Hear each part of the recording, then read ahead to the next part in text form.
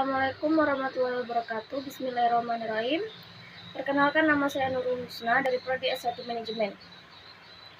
Pertama-tama, marilah kita panjatkan rasa syukur kita kehadirat Allah Subhanahu wa Ta'ala yang telah memberi kita nikmat yang tidak terhitung banyaknya sehingga kita bisa merasakan indahnya hidup hingga detik ini.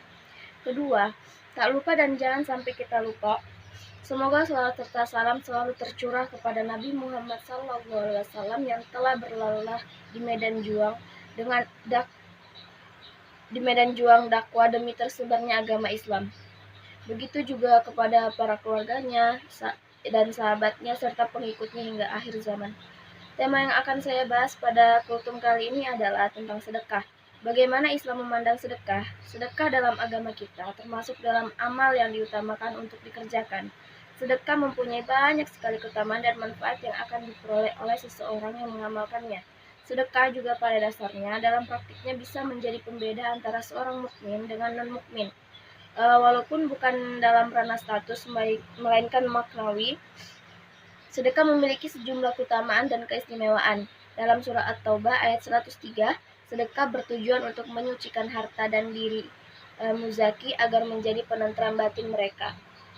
Dalam sejumlah hadis, Rasulullah SAW menyatakan sedekah itu merupakan bukti keimanan seseorang dan mereka yang bersedekah akan memperoleh pahala yang besar di sisi Allah Subhanahu wa Ta'ala. Hadis riwayat Al-Baihaqi. Di antara keutamaan sedekah antara lain, pertama, orang bersedekah berhak mendapat rahmat Allah. Terdapat dalam Quran surah Al-A'raf ayat 56. Sedekah akan menjadi naungan di akhirat saat tidak ada naungan kecuali naungan Allah.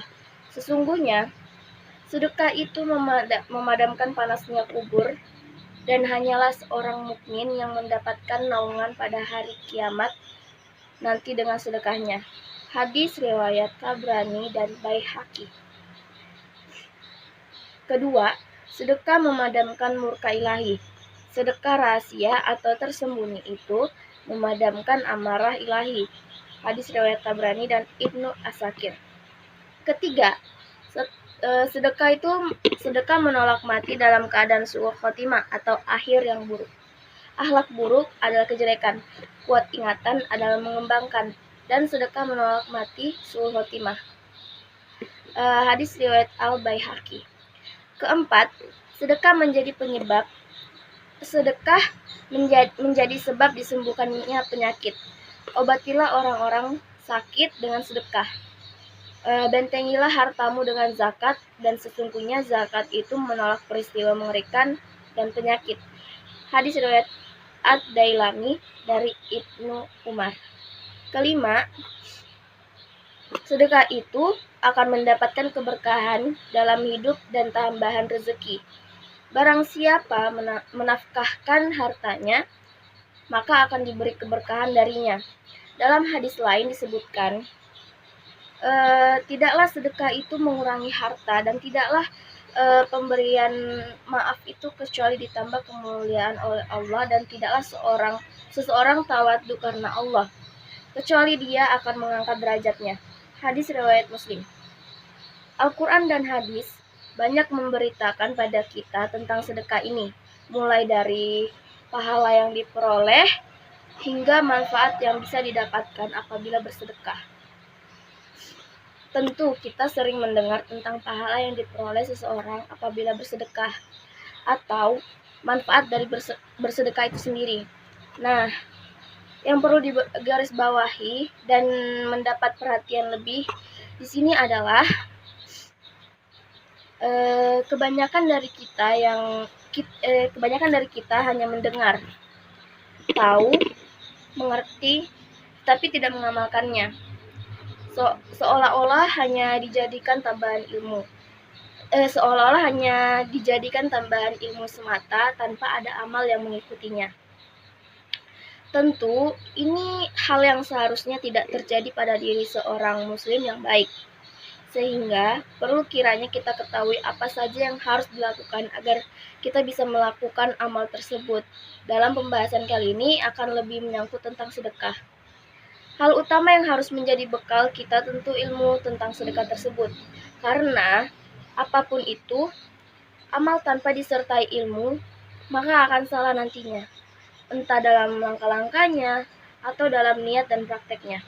Sebagaimana kita ketahui, sedekah adalah perbuatan yang Allah lipat gandakan berkali lipat lebih banyak. Dalam surah Al-Baqarah dijelaskan kali lipatnya hingga 700 kali atau minimal 10 kali lipat. Saya yakin kita semua pernah mendengar tentang hal ini. Hanya saja ketika orang mendengar tentang hal ini, dia biasanya hanya bergumam, itu kan teori saja, kenyataannya kan tidak seperti itu. Nah, orang-orang seperti ini sejatinya belum paham benar tentang ilmu sedekah, sehingga ucapan yang keluar dari mulutnya seperti itu. Maka, apa sebetulnya yang harus kita tanamkan dalam hati mengenai sedekah dan amal yang lain, agar pengetahuan kita berbuah amal? Ketahuilah para hadirin sekalian, bahwa uang atau tenaga yang kita sedekahkan atau investasi kita sedekahkan itu adalah investasi kita di akhirat sana. Investasi ini sifatnya abadi di sisinya, dan nilai pastinya tidak ada yang tahu. Yang jelas, besar dan membuat kita nantinya tercengang-senang. Jadi, tanamkan dalam diri Anda sekalian bahwa ketika Anda bersedekah, sejatinya Anda sedang berinvestasi dengan Rabb semesta alam, Allah Subhanahu wa Ta'ala. Zat yang kita berinvestasi kepadanya tidak pernah ingkar janji, tidak pernah berbuat zalim, dan tidak pernah berlaku tidak jujur. Maka adakah kerugian yang kita dapatkan apabila berinvestasi kepadanya? Orang waras tentu akan menjawab tidak. Nah, itu yang pertama yang harus diperhatikan.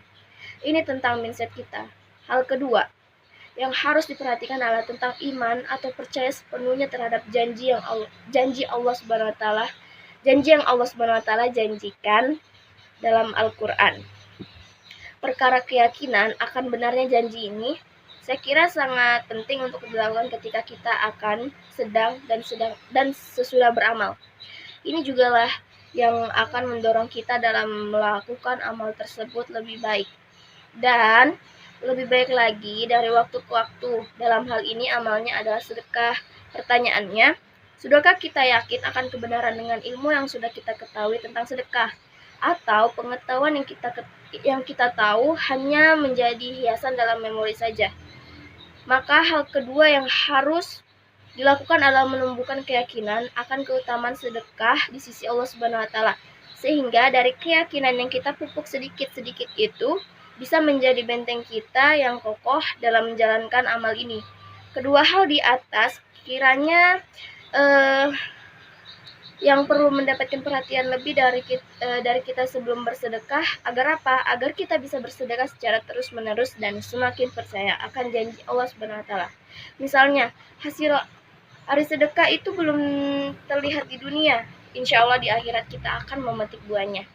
Saya kira hanya ini yang perlu saya sampaikan dalam kultum singkat tentang sedekah ini.